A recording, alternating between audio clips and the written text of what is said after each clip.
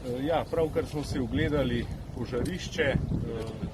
Že sinoči seveda so bile vse službe aktivne, odziv ocenjujem kot zelo dober, sistem deluje.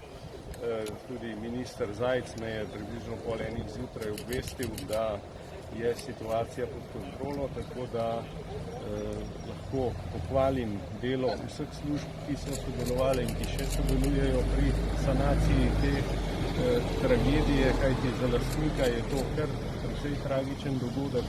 To je bila najmodernejša tovarna za izdelavo izolativnega materiala, odprta leta 2012 in seveda je za lastnika to kar izjemna škoda in pomembno je, da zdaj v tem trenutku, da so prebivalke in prebivalci na varnem.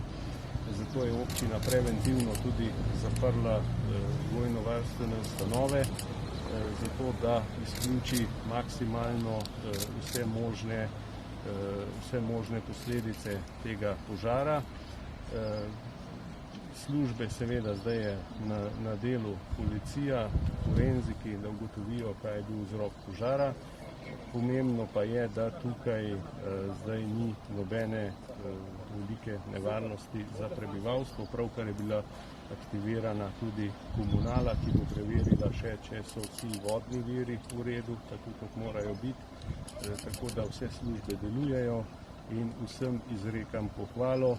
Na terenu je bilo preko 300 gasilcev, opravili so svoje delo, tako kot se tudi pričakuje v takem trenutku. Bile so prej tudi redne vaje, tako da objekt je bil poznan in to je seveda tudi pripomoglo k gašenju požara.